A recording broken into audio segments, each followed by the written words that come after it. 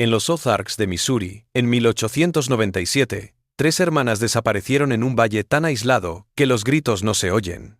Su padre, Silas Farnum, un predicador excéntrico, declaró que una revelación divina lo había ungido en un pacto de rituales de unión sagrada para proteger un linaje consagrado. Delilah, Prudence y Temperance estuvieron cautivas durante 4 años, encerradas mientras Silas realizaba sus llamados ritos sagrados. 2 tumbas de bebés y un vendedor ambulante asesinado finalmente llevaron al sheriff Amos Pritchard a su puerta. ¿Qué teología permite semejante horror? Suscríbete para apoyarnos a revelar historias ocultas y comenta desde dónde lo ves y qué hora es. Los Ozarks de Missouri, en 1895, eran un lugar aislado.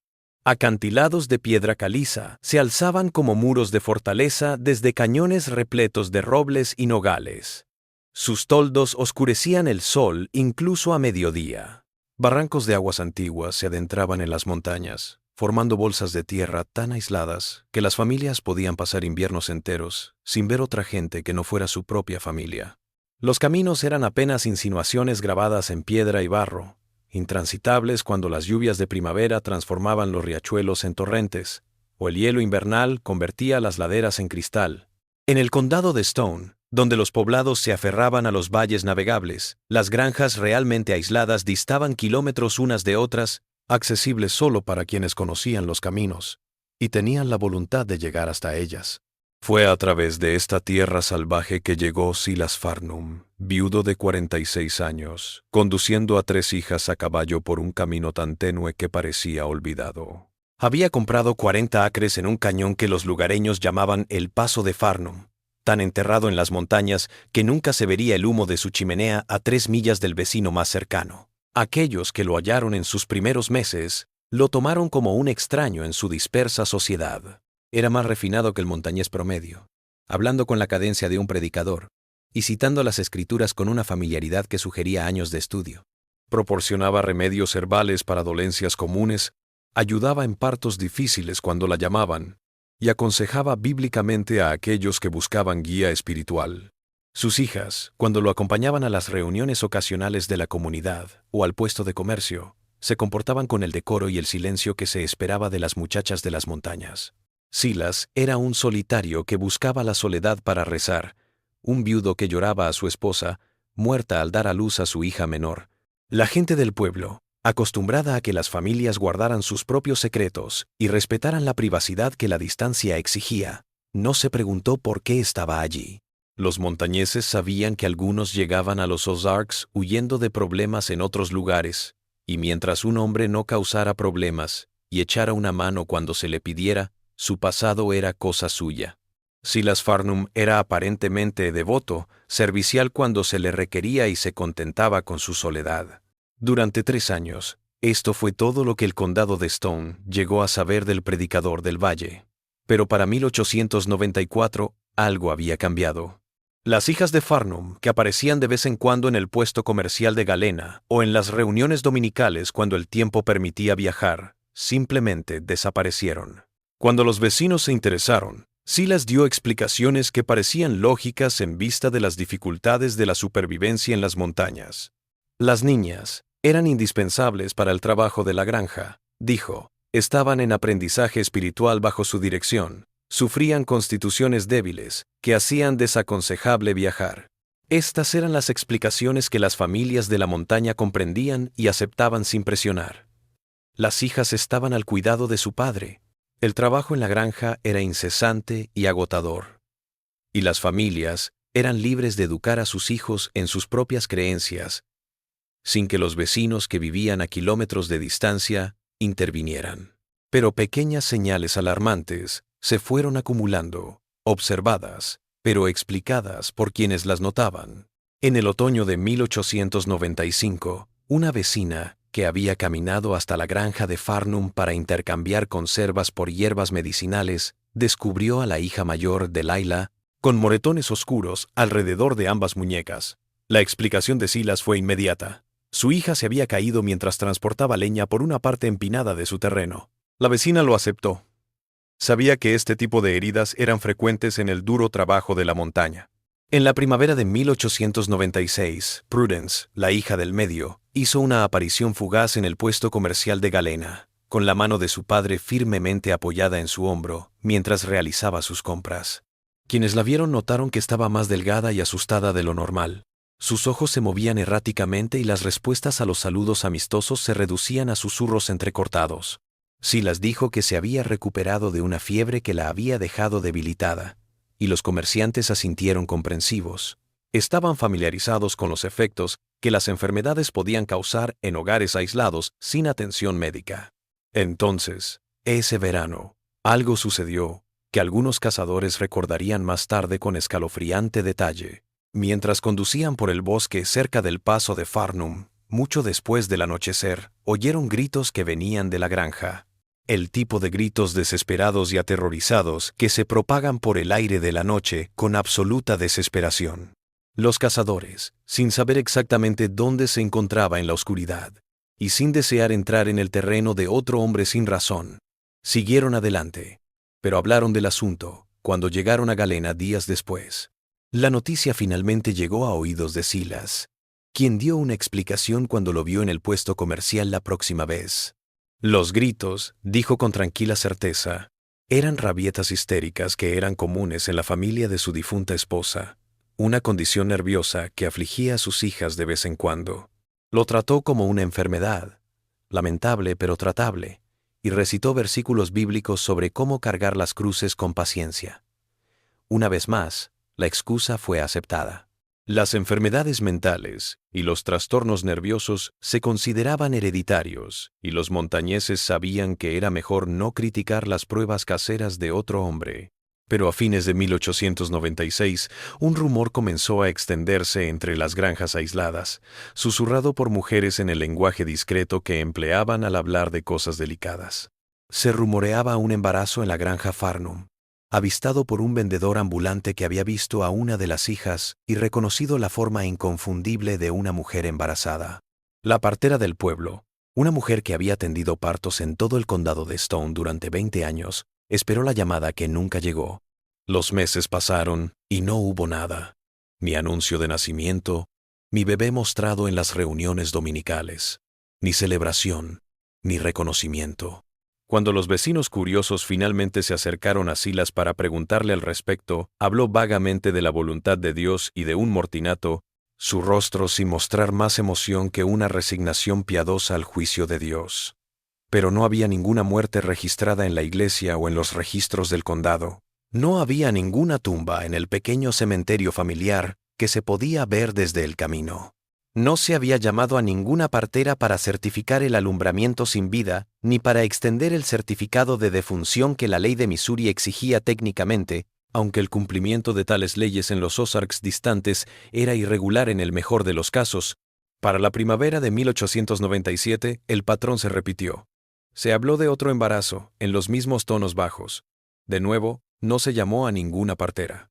De nuevo el silencio, roto por las alusiones de Silas Farnum, a la voluntad inescrutable de Dios y a las pérdidas soportadas con fiel resignación. Fue entonces cuando el sheriff Amos Pritchard, un hombre metódico que había patrullado el condado de Stone durante 6 años, comenzó a tomar notas en el pequeño diario de cuero que llevaba consigo en sus rondas trimestrales por las granjas aisladas. No podía hacer nada sin una denuncia, sin un delito, pero sus instintos, afinados tras años de trabajo policial y como padre de hijas, le decían que algo andaba mal en el paso de Farnum. Las piezas no encajaban. Hijas que desaparecían de la vista, moretones explicados, gritos descartados como histeria, embarazos silenciados sin testigos ni registros, un padre cuya piedad parecía crecer cuanto más aislaba a su familia del mundo.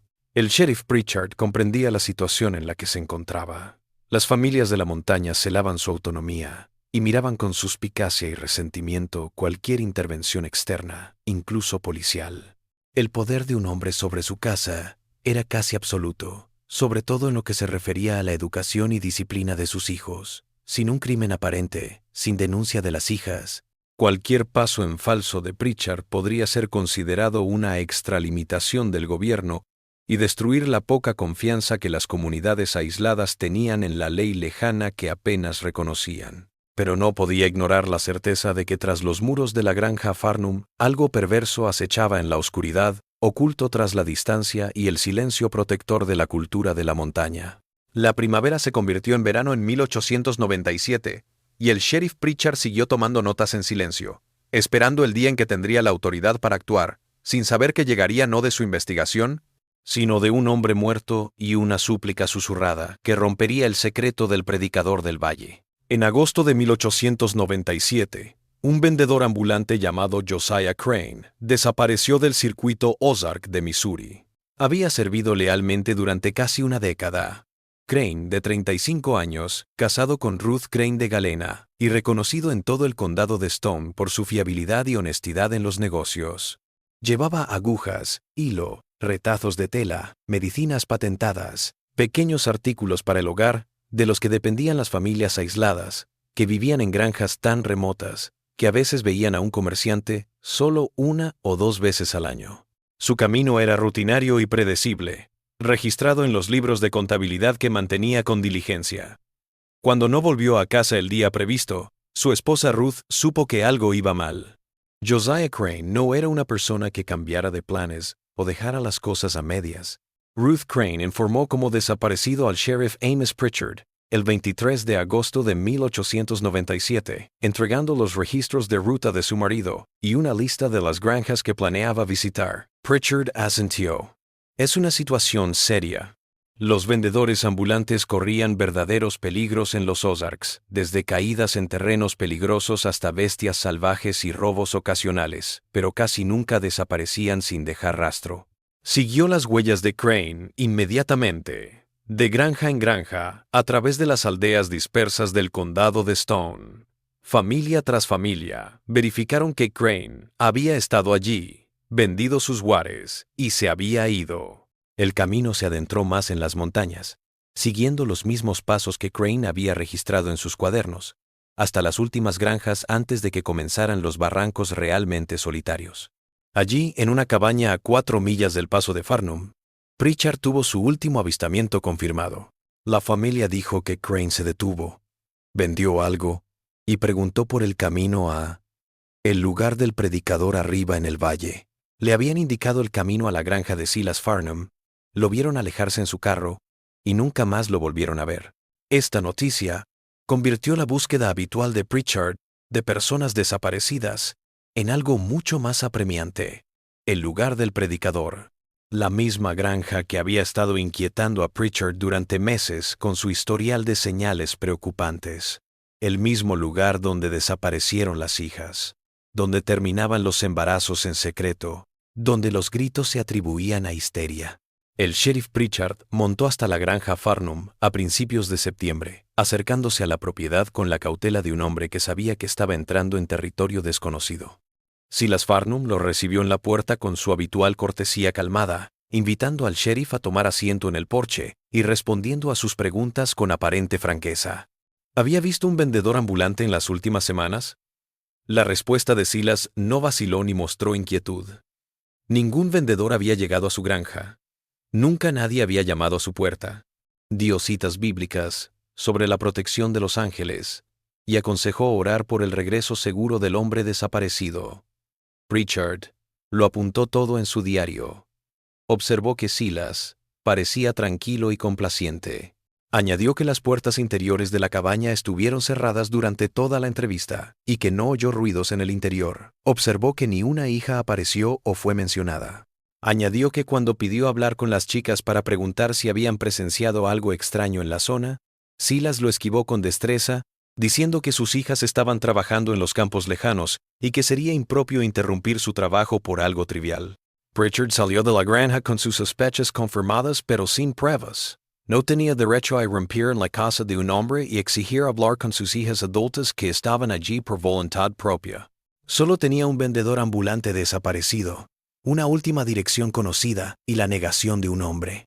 A fines de septiembre, Pritchard organizó partidas de búsqueda para rastrear la zona más allá del paso de Farnum, consciente de que el terreno hacía que la búsqueda fuera inútil. Los investigadores hallaron el carro de Crane a 3 millas de la casa Farnum, abandonado en un camino angosto y despojado de su carga. El hallazgo confirmó que algo le había ocurrido al vendedor en esta zona, pero un carro no es un cuerpo, y había muchas explicaciones posibles: un accidente, un robo por criminales de paso.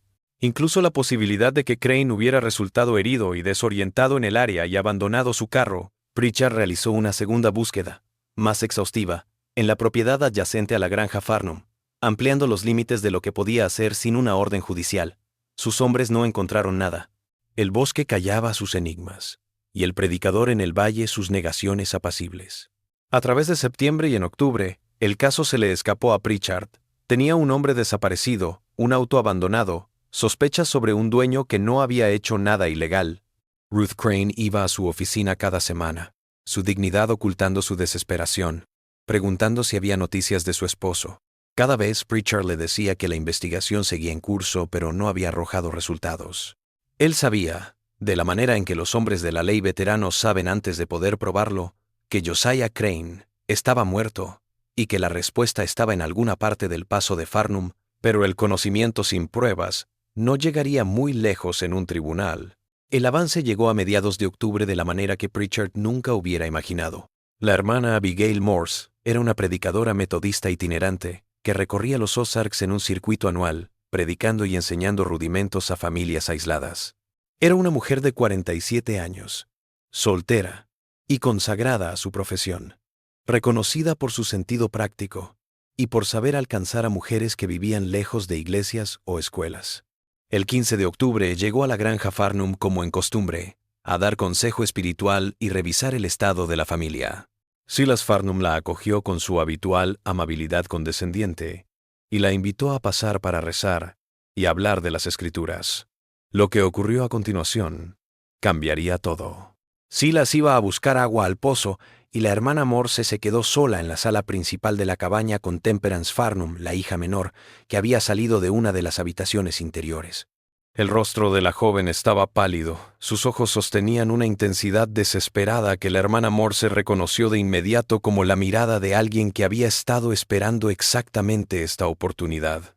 Temperance se acercó, su voz reducida a un susurro urgente que la hermana Morse recordaría más tarde con una claridad escalofriante. Nos tiene encerradas, hace obras impías. Un hombre llegó y el padre lo mató. Por favor, ayúdenos. Las palabras salieron atropelladamente, tal vez 15 segundos de desesperada confesión, antes de que los pasos de Silas en el porche interrumpieran el momento. La expresión de Temperance volvió a ser sumisa en el momento en que su padre volvió a entrar y la hermana Morse, con gran presencia de ánimo, no dio ninguna señal de que algo extraño hubiera sucedido. La hermana Morse terminó su visita con total compostura, aceptando la hospitalidad de Silas y discutiendo teología como si su corazón no estuviera latiendo por lo que acababa de escuchar. Oró con la familia, aceptó una pequeña donación para su misión y se despidió con gratitud y bendiciones. Luego cabalgó directamente a Galena, 18 millas en tiempo récord, y fue directamente a la oficina del sheriff Pritchard con su historia. Pritchard escuchó su historia, le hizo repetirla 2 veces más para asegurarse de tener todos los detalles correctos, y luego se quedó en silencio durante unos minutos, dándose cuenta de que todo acababa de cambiar. Tenía una testigo confiable, tenía historial de prisión, abuso, asesinato, tenía lo suficiente para conseguir una orden, pero también tenía una situación mortal en sus manos si jugaba mal sus cartas. Silas Farnum era ahora un hombre acorralado, que había matado una vez para proteger sus secretos, y podría matar de nuevo si se daba cuenta de que la policía se acercaba. Desde finales de octubre hasta principios de noviembre, Pritchard se movió con cautela para armar un caso impenetrable antes de hacer un movimiento. Registró la declaración jurada de la hermana Morse. Revisó los registros de la propiedad y no encontró certificados de nacimiento o de función para los embarazos que se rumoreaban, una violación de la ley estatal de Missouri que le dio más razón para investigar. Interrogó a todos aquellos que habían visto a los Farnum en los años recientes, elaborando una cronología de la desaparición de sus hijas de la vida pública. Entonces, a principios de noviembre, un cazador se acercó con información que había dudado en revelar. Mientras cazaba ciervos cerca de la frontera de la propiedad de Farnum, había descubierto jirones de tela atrapados en ramas cerca de un barranco, tela que coincidía con la descripción de la que Josiah Crane llevaba en su carro. El cazador no le había prestado atención en el momento, pero al escuchar sobre la investigación, se dio cuenta de que podría ser importante. Pritchard ya había tenido suficiente. Tenía una declaración de asesinato de Temperance Farnham. Tenía en sus manos pruebas de delitos legales en términos de nacimientos y de funciones no informados. Tenía en sus manos pruebas físicas que vinculaban al vendedor ambulante desaparecido con la mansión Farnham. El 12 de noviembre de 1897, recibió una orden de registro del juez del condado. Reunió a 2 hombres de confianza y al doctor Charles Whitmore de Springfield para que hiciera un chequeo médico de las hijas, y organizó la redada que revelaría lo que había estado ocurriendo en la oscuridad del paso de Farnham durante casi 4 años. Al amanecer del 15 de noviembre, los 4 hombres montaron hacia la granja aislada, con la ley de su lado y la intención de detener cualquier horror que pudiera encontrarse tras esas puertas cerradas. La paciencia y la metodología de Pritchard estaban a punto de ser reivindicadas de la manera más perturbadora imaginable. El sheriff Amos Pritchard y sus hombres llegaron a la granja Farnham al amanecer del 15 de noviembre. La primera luz del día se abría paso entre el follaje de los Ozarks. La cabaña se erguía en su valle como un eco del pasado, el humo elevándose de la chimenea en una columna tenue que se desvanecía en el aire gris de la mañana. Pritchard había traído consigo a 2 asistentes de confianza y al doctor Charles Whitmore, un médico forense de Springfield, que tendrían que examinar a las hijas y registrar cualquier evidencia que descubrieran. Los 4 hombres se acercaron a pie, dejando sus caballos a un cuarto de milla atrás para no anunciar su presencia. Pritchard llevaba la orden de registro en el bolsillo del abrigo y un revólver en la cadera, aunque esperaba que la violencia no fuera necesaria. Silas Farnham abrió la puerta a Pritchard. Su expresión estaba sorprendida, pero no asustada ni culpable. Saludó al sheriff con la misma cortesía tranquila que había extendido en cada encuentro anterior, como si la llegada al amanecer de hombres armados de la ley fuera una llamada social inesperada. Cuando Pritchard dijo que tenía una orden de registrar la propiedad y hablar con las hijas Farnham, el comportamiento de Silas se alteró solo un poco. Citó las escrituras sobre la casa de un hombre como su castillo y sus derechos legales y religiosos a la privacidad y la libertad de culto. Su voz era firme, casi tranquila, al declarar que no permitiría que las autoridades laicas interrumpieran las prácticas religiosas de su familia ni profanaran su hogar. Pritchard respondió mostrando la orden y diciendo que Silas podía cooperar o ser arrestado por obstrucción. El predicador se quedó mirando el papel un rato, sus labios moviéndose en silencio mientras lo leía, y luego se apartó con un gesto más parecido a un permiso que a una obediencia a la ley. El interior era sencillo y espartano, amueblado con lo esencial para la vida en la frontera, pero lo que primero llamó la atención de Pritchard fueron las puertas. 2 de las 3 habitaciones interiores habían sido provistas de cerraduras externas y barras de hierro, del tipo que no servía para nada, excepto para mantener a la gente dentro. Los cerrojos estaban echados. Pritchard exigió las llaves, y Silas se las quitó de un cordón que llevaba al cuello con la casualidad de quien busca su reloj de bolsillo. Cuando la primera puerta se abrió, el hedor que emanó de él hizo que incluso el viejo policía retrocediera. Era el olor a encierro, a humanos enjaulados en condiciones en que no se mantendría a un animal, a excrementos, miedo y cuerpos sin lavar en un espacio con ventilación insuficiente. Se encontró a Delilah Farnham en la primera habitación, y la imagen de ella se quedaría grabada en la mente de Pritchard de por vida. Sentada en una cama de madera, sus muñecas marcadas con las cicatrices características de la sujeción prolongada, moretones oscuros superpuestos a cicatrices más antiguas, en diseños que hablaban de años, no de días. Estaba delgada. Su ropa colgaba de un cuerpo al que claramente le habían negado una nutrición adecuada durante demasiado tiempo. Cuando la puerta se abrió y la luz entró, apenas se movió, sus ojos fijos en la nada, con la mirada vacía que el doctor Locke Whitmore más tarde llamaría shock catatónico. No respondió cuando se le preguntó. No se movió cuando el médico se acercó a revisarla. Era como si se hubiera retirado tan adentro de sí misma que el mundo exterior ya no podía alcanzarla. La segunda habitación cerrada albergaba a Prudence y Temperance. La hija del medio, Prudence, cuya discapacidad intelectual la había dejado especialmente vulnerable, se sentó en una esquina, balanceándose de un lado para el otro, tarareando para sí misma. Alzó la vista cuando los hombres entraron y sonrió débilmente como si las visitas a su habitación cerrada fueran algo cotidiano. Temperance, la menor, reaccionó de otro modo. Se puso en pie de un salto, con el cuerpo tenso como si fuera a pelear o a escapar. Sus ojos yendo de un hombre a otro antes de detenerse en el sheriff Pritchard, con un reconocimiento repentino. Le había susurrado su desesperada petición a la hermana Morse 4 semanas atrás, y ahora parecía que la ayuda finalmente había llegado. Su boca se abrió, las palabras saliendo en un torrente. Años de prisión y abuso, saliendo en un torrente de palabras que se atropellaban entre sí por ser escuchadas. Temperance habló de 4 años de prisión, de estar encerrada en estas habitaciones y solo salir cuando su padre la necesitaba para trabajar o para sus ritos sagrados. Explicó cómo había empezado poco después de la muerte de su madre en 1893, cómo la teología de su padre se había transformado, pervertido, en algo retorcido, cómo había empezado a hablar de revelaciones divinas, de pactos sagrados que Dios le había encomendado cumplir. Explicó los rituales que él llevaba a cabo, en términos que protegían su dignidad, pero que dejaban claro el abuso. Relató que sus hermanas también eran violadas, que tenían que ver cómo se humillaba a la otra, cómo su padre las torturaba psicológicamente, al decirles que estos actos eran sagrados y que resistirse era pecar contra Dios. Habló de ambos embarazos, su voz rompiéndose al describir a 2 bebés nacidos en estas habitaciones cerradas, sin ayuda médica, que murieron poco después en circunstancias que no podía entender del todo, ya que su padre se había llevado a los bebés y nunca más los volvió a ver. Entonces Temperance les habló de Josiah Crane. En agosto, el vendedor ambulante había llegado a la granja y de alguna manera que ella no vio se había enterado. Había oído voces, la de su padre pasando de amable a amenazante. Había oído ruidos de pelea, silencio, arrastre.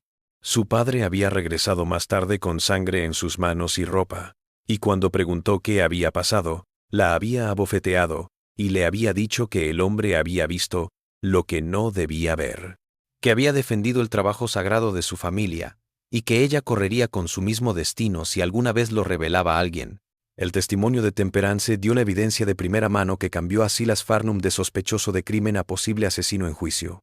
Mientras Temperance hablaba, el doctor Whitmore llevó a cabo sus exámenes con exactitud clínica, registrando heridas y signos de abuso repetido en las 3 niñas. Encontró marcas en muñecas y tobillos que coincidían con ataduras. Halló signos de desnutrición severa y el trauma físico de repetidas agresiones sexuales. Descubrió que el estado mental de Delilah era tan malo que no podía responder a las preguntas, pero asentía o negaba con la cabeza cuando le hacían preguntas básicas de sí o no sobre si la habían herido, si la habían encerrado en la habitación, si su padre había hecho esto. El chequeo de Prudence fue inquietante en otro sentido. Estaba confundida por la tensión, llamando al abuso las oraciones de papá y pareciendo insegura de por qué los hombres estaban enojados. Su discapacidad mental era evidente para todos los que estaban en la sala, y su testimonio dejó claro que Silas Farnum se había aprovechado de alguien incapaz de entender o consentir a lo que le estaban haciendo. Afuera, mientras el médico trabajaba, los asistentes de Pritchard registraron la casa y encontraron evidencia que respaldaba el relato de Temperance. Detrás de la cabaña, entre la maleza, descubrieron 2 tumbas señalizadas solo con piedras toscas. Los asistentes comenzaron a cavar bajo la atenta mirada de Pritchard, y lo que desenterraron confirmó las sospechas más oscuras. 2 conjuntos de restos de bebés de no más de 6 meses según su desarrollo óseo, enterrados sin ataúd en tumbas poco profundas que sugerían un ocultamiento apresurado en lugar de un entierro cristiano adecuado. Los pequeños esqueletos no mostraban signos obvios de trauma, pero el médico del condado señalaría más tarde que determinar la causa de la muerte era imposible dada la descomposición. Lo cierto es que 2 bebés nacieron, murieron y fueron enterrados clandestinamente sin registro ni reconocimiento de sus cortas vidas. La evidencia más condenatoria llegó desde dentro de la cabaña. Silas Farnum había mantenido diarios, libros encuadernados en cuero, repletos de su escritura a mano, registrando lo que él llamaba su viaje teológico. Pritchard los confiscó de inmediato como evidencia. Los periódicos informaban de la elaboración por parte de Silas de lo que llamó el Pacto de la Unión Sagrada, una doctrina que dijo que le fue revelada a través de la oración y la visión. Había tratado ampliamente su manera de leer los patriarcas del Ate, Abraham y Sara, Lot y sus hijas, el sacerdocio levítico, y la idea de conservar linajes consagrados. Había pervertido las escrituras para legitimar el incesto, presentando el abuso de sus hijas como un deber religioso ordenado por Dios. Los periódicos informaban sobre los rituales con todo detalle, usando lenguaje religioso para disfrazar el ataque sexual en un sacramento. Registraban fechas y su propia teología retorcida, entregando a los fiscales una confesión escrita a mano por el asesino. Silas Farnum se había mantenido extrañamente calmado durante el registro y la sesión de pruebas. No mostró vergüenza, ni arrepentimiento, ni conciencia de que lo que se había revelado era terrible en lugar de sagrado. Cuando Pritchard le preguntó sobre la acusación de Temperance sobre Josiah Crane, Silas no lo negó. En cambio dijo, con el mismo tono calmado y medido que había empleado todo el tiempo, el vendedor ambulante había presenciado lo que no debía ser visto por ojos mortales, había defendido el trabajo sagrado de su familia, lo que cualquier padre habría hecho para proteger lo que Dios le había mandado guardar.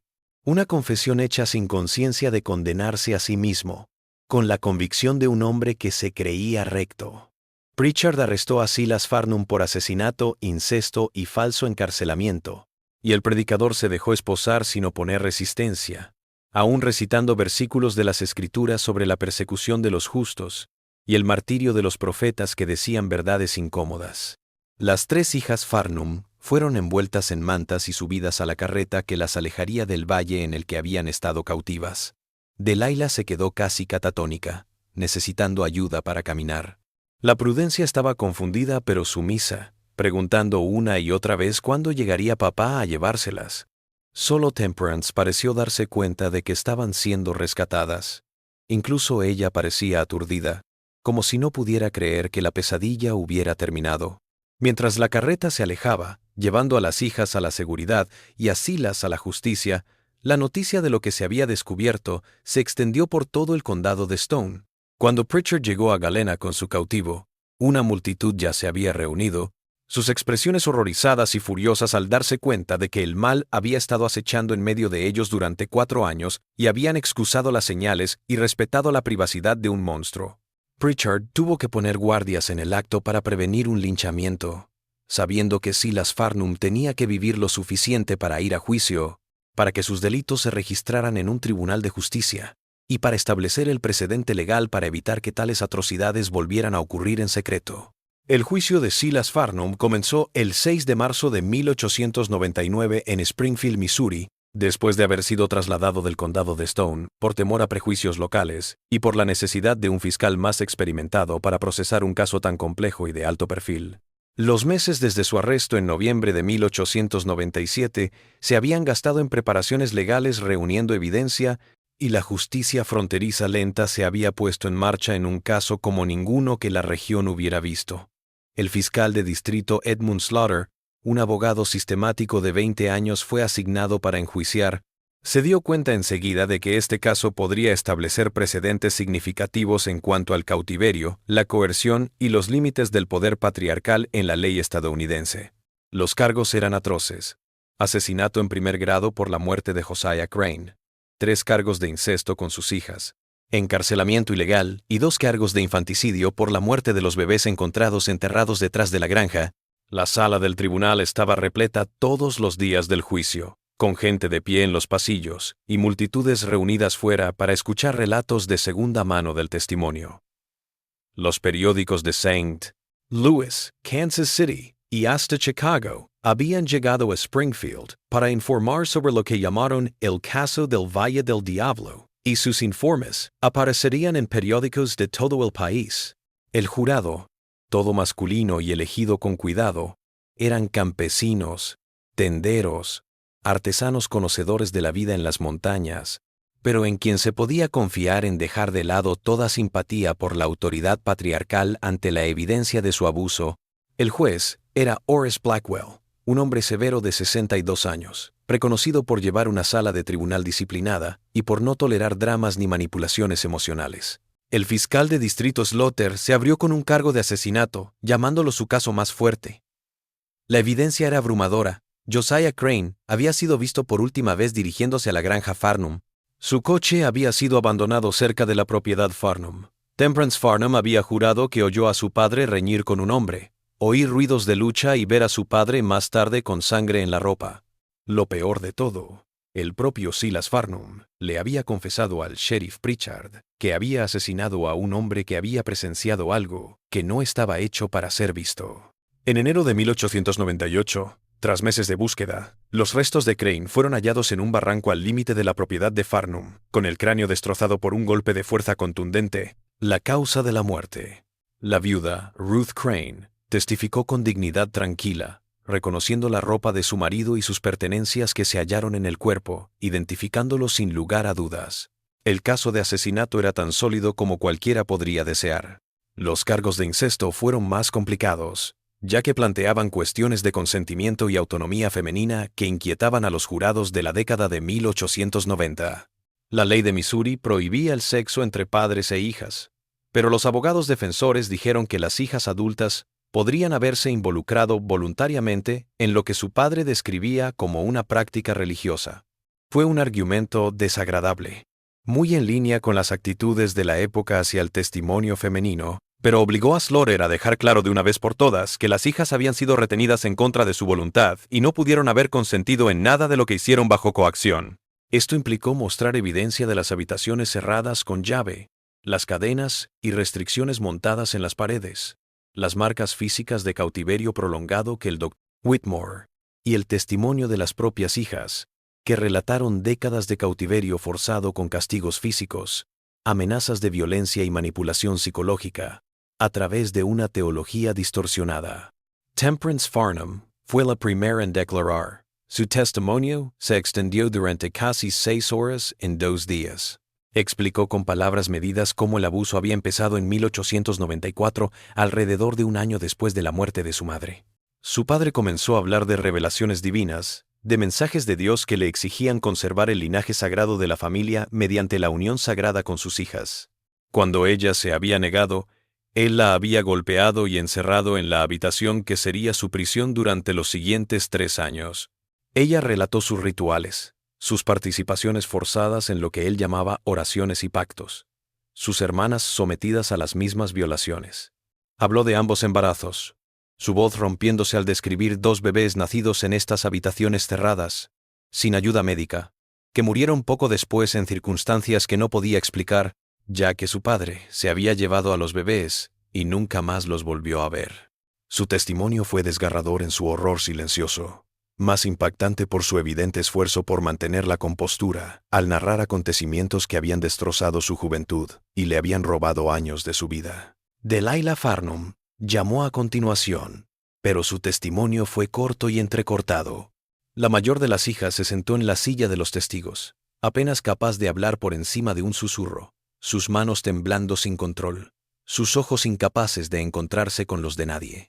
Confirmó con monosílabos dudosos que había estado encerrada, que su padre la había herido, que había tenido un hijo que había muerto.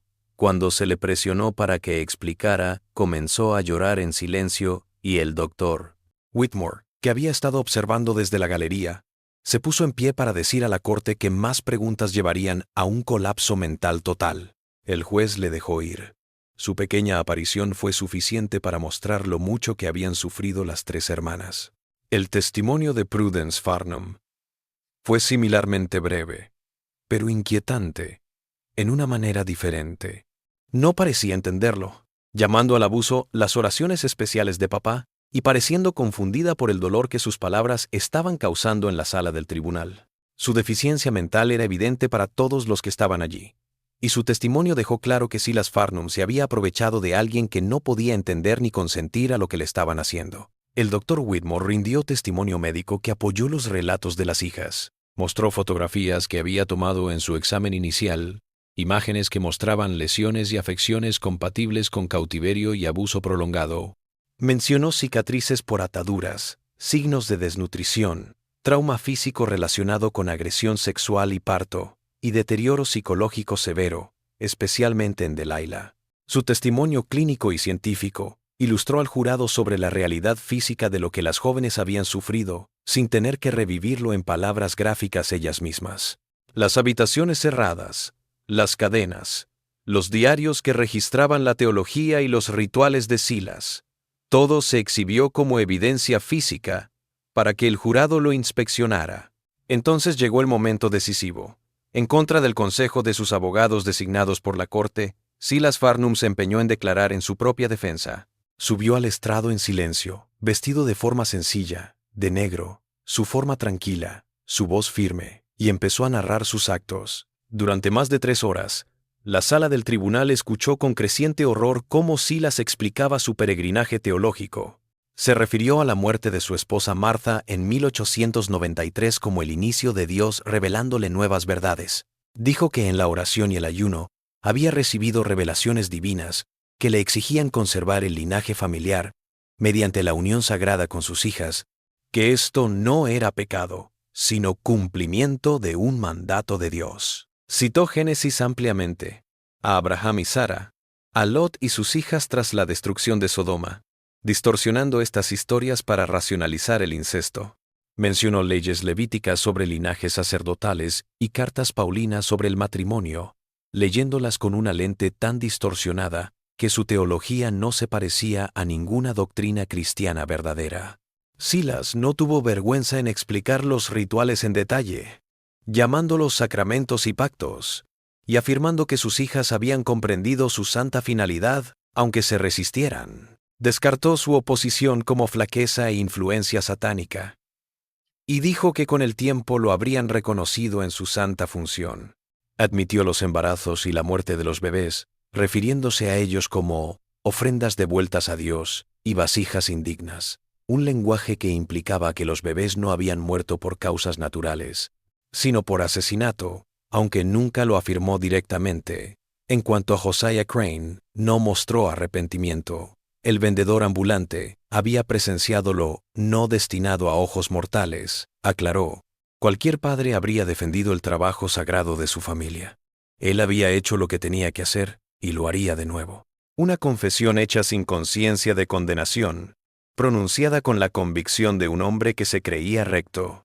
La sala del tribunal se quedó en silencio mientras Silas terminaba de testificar. Algunos de los jueces estaban llorando. Los que habían acudido a oír una defensa, en cambio, oyeron a un hombre relatar con calma, como si se tratara de actos de devoción religiosa dignos de alabanza y no de castigo, años de abuso, prisión y asesinato.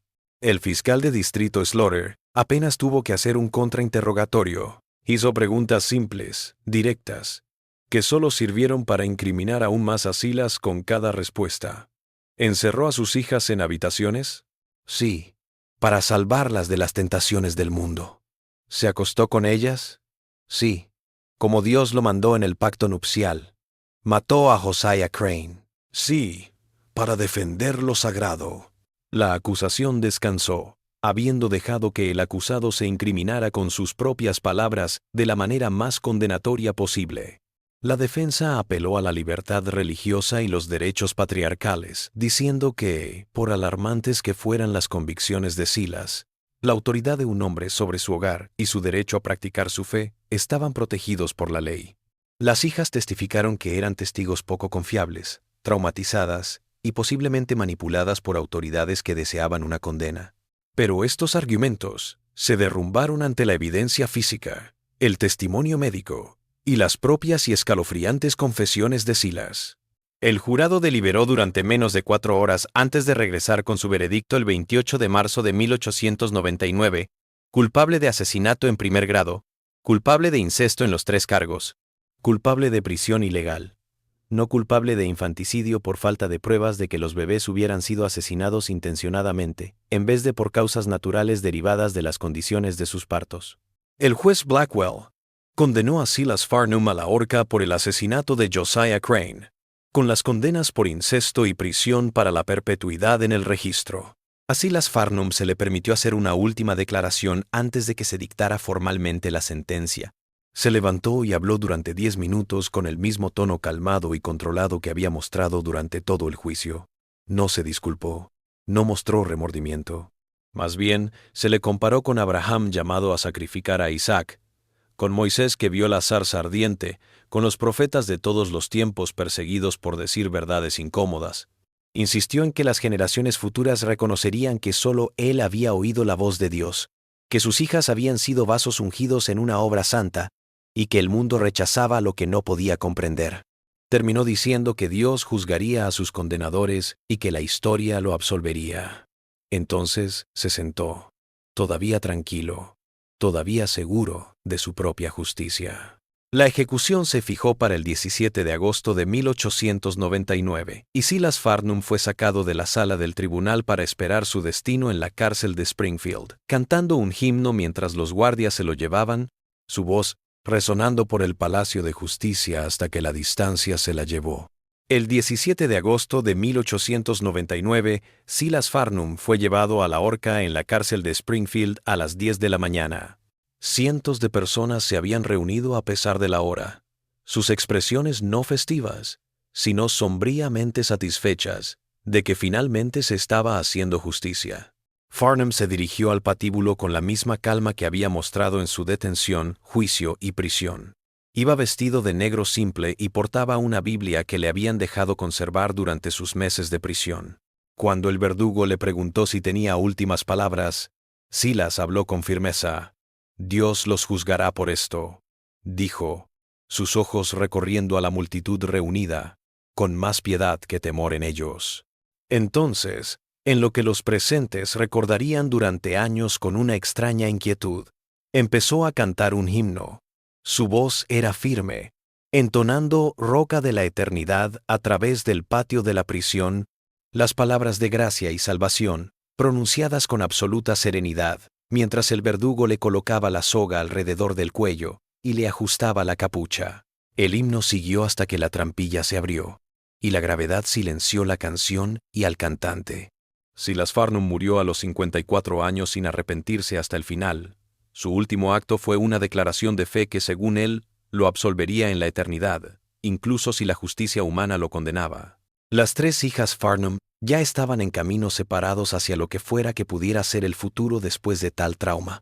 La mayor, Delilah, se había deteriorado rápidamente tras el juicio. Tener que testificar, revivir su cautiverio en una sala de tribunal abierta, había destrozado la poca estabilidad psicológica que había logrado conservar. Para la primavera de 1898, había sido internada en el State Lunatic Asylum de Missouri. Su mente se había retirado tan adentro que ya no podía valerse por sí misma ni comunicarse con el mundo. Pasó sus años restantes en un silencio casi catatónico, a veces murmurando el nombre de su padre o pasajes de las Escrituras, pero viviendo principalmente en un estado crepuscular que los cuidadores reconocieron como una misericordia en comparación con la plena conciencia de lo que había sufrido. Delilah Farnum murió en el asilo en 1903, a los 32 años. La causa de la muerte se declaró debilitamiento general, pero quienes la habían atendido comprendieron la verdad. Simplemente había perdido el deseo de vivir en un mundo donde podían ocurrir tales cosas. Fue sepultada en el cementerio del manicomio en una tumba sin nombre. Su tumba se perdió en el tiempo, una víctima más cuyo sufrimiento sobrevivió a su encierro y terminó por consumirla. La hija del medio, Prudence, cuya discapacidad intelectual la había dejado particularmente vulnerable a la explotación, fue internada en la Escuela Estatal de Missouri para Débiles Mentales, una institución que, a pesar de su nombre hoy en día ofensivo, ofrecía cuidados humanos según los estándares de la época. Su vida allí era tranquila y rutinaria, y parecía feliz de una manera desgarradora. Nunca hablaba de su padre, ni de los años de abuso, como si no tuviera forma de reconocer que lo que había sucedido estaba mal. Colaboraba en pequeñas tareas, reaccionaba positivamente a la bondad y se mantenía en paz con las rutinas del centro. Prudence vivió hasta 1926, muriendo de neumonía a los 52 años. Fue sepultada en el cementerio de la institución con un letrero con su nombre y fechas, una pequeña dignidad negada a su hermana Delilah. Su longevidad fue tal vez la peor de todas las maldiciones. Décadas de vida sin saber lo que le habían quitado, su capacidad para cualquier tipo de vida independiente eliminada, antes de que pudiera comprender lo que era la independencia. Solo Temperance, la menor, escapó de la órbita del horror y creó algo parecido a una vida. Tras su rescate en noviembre de 1897, pasó casi 3 años en una organización misionera de mujeres metodistas en Kansas, donde recibió lo que entonces se consideró restauración espiritual, pero que hoy reconoceríamos como terapia temprana para el trauma. Las mujeres que la atendieron vieron lo fuerte que era, su deseo de avanzar en lugar de quedarse estancada en el pasado. Para 1900 había tomado una decisión audaz y pragmática. Se rebautizó como Emily Thornton y rompió con Farnum, que de otro modo la habría perseguido como una sombra por el resto de su vida. En 1902 se casó con James Thornton, un granjero de Kansas que conocía su pasado y se casó con ella de todos modos, o tal vez por eso mismo, por lástima por lo que había soportado. Tuvieron 2 hijos, un niño y una niña, y vivieron en su granja en paz durante casi 40 años. La Emily Thornton, en la que se transformó, nunca habló de su pasado. Iba a la iglesia, participaba en la comunidad, criaba a sus hijos con amor y le mostraba al mundo la imagen de una mujer que siempre había llevado una vida simple y sin importancia. Sus hijos crecieron conociéndola solo como Emily. No sabían de Temperance, ni de Farnum, ni del horror que había ocurrido antes de que nacieran. Solo tras su muerte en 1941, a los 65 años, descubrieron la verdad, al hallar en un baúl cartas y recortes de periódicos que su madre había guardado pero jamás había revelado. La noticia los impactó, obligándolos a reconciliar a la madre cariñosa que conocían con la joven que había sobrevivido a años de cautiverio y abuso, que había logrado susurrar una súplica a una misionera, cuyo testimonio había ayudado a enviar a su propio padre a prisión por asesinato. Emily Thornton fue sepultada con su nombre preferido en un pequeño cementerio de Kansas. Su lápida no hace mención de su nombre de nacimiento ni de su pasado, tal como ella lo habría deseado. De las 3 hermanas, solo ella consiguió algo parecido a una vida normal, aunque habría que suponer que las cicatrices quedaron bajo la superficie de su apacible existencia. La propia granja Farnum tuvo una muerte rápida y brutal. En las 48 horas posteriores al arresto de Silas, en noviembre de 1897, hombres blancos locales del condado de Stone llegaron a la propiedad y la quemaron hasta los cimientos. No se hizo nada por detenerlos. No se abrió ninguna investigación sobre el incendio provocado. El sheriff Pritchard, cuando se le preguntó sobre el incendio, simplemente anotó en el informe oficial que la estructura había sido destruida por partes desconocidas y que no habría persecución.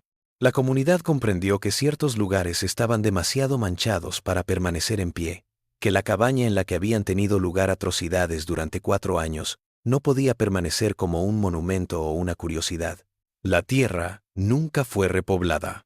La propiedad se volvió dudosa tras la ejecución de Silas, y nadie en el condado de Stone quería reclamar la tierra en lo que la gente local ahora llamaba el Valle del Diablo. Para 1920, el bosque había reclamado la mayor parte del lugar. Las piedras de los cimientos aún eran visibles para cualquiera que supiera dónde mirar, así como las 2 pequeñas tumbas donde habían sido enterrados los bebés, ahora cubiertas de maleza, pero aún señaladas por las piedras toscas que se habían colocado sobre ellas. La herencia jurídica del caso Farnum sobrevivió a la evidencia física. En 1901, Missouri actualizó sus leyes sobre el cautiverio ilegal, dejando más claro que las personas retenidas en contra de su voluntad no podían dar su consentimiento a nada de lo que hicieran mientras estaban cautivas. El caso Farnum se mencionó específicamente en las discusiones legislativas como ejemplo de por qué se necesitaba esa aclaración. El caso también impactó la manera en que se pensaba sobre la justificación religiosa del crimen, contribuyendo a definir que la libertad religiosa no podía usarse como excusa para la violencia o el maltrato hacia las personas, sin importar cuán sinceras fueran las creencias religiosas. Otros estados tomaron el modelo de Missouri y adaptaron principios similares en sus propias leyes. Los archivos del juicio se sellaron durante 50 años debido a la naturaleza gráfica de la evidencia y el testimonio, pero cuando se abrieron en 1949, estudiosos del derecho e historiadores obtuvieron acceso a materiales que revelaron información sobre las formas en que se abordaba el maltrato doméstico a fines del siglo XIX y cómo los derechos de las víctimas habían ido evolucionando en el sistema legal estadounidense. El sheriff Amos Pritchard siguió siendo sheriff del condado de Stone hasta 1908. Estuvo en el cargo durante 17 años. El caso Farnum marcó su carrera y su legado, la lente a través de la cual se recordaría toda su administración. Dio pocas entrevistas sobre el caso, hallando los detalles demasiado perturbadores como para revisitarse casualmente, pero habló con académicos de derecho que investigaban precedentes para leyes de acoso y encarcelamiento. En una de sus pocas declaraciones largas sobre el caso, a una revista jurídica en 1910, escribió sobre lo que el caso le había mostrado sobre el mal. He visto hombres matar por dinero, por venganza, por ira, dijo. Pero Silas Farnum mató por Dios. Esa es otra clase de maldad, el tipo que se cree justo. Ese es el hombre al que no se puede convencer, el que morirá en la horca cantando himnos porque no puede imaginarse a sí mismo equivocado. Pritchard falleció en 1922, a los 69 años, y fue sepultado en el cementerio de Galena, no lejos de la tumba de Josiah Crane. Su lápida muestra los años que sirvió y su dedicación a la justicia en tiempos difíciles. El caso Farnum se erige hoy como una advertencia sobre los peligros del aislamiento total y el poder absoluto. Muestra cómo los sistemas de creencias distorsionados pueden racionalizar lo inimaginable cuando no existe rendición de cuentas externa, ni testigos que cuestionen el pensamiento distorsionado, ni intervención para detener el abuso creciente.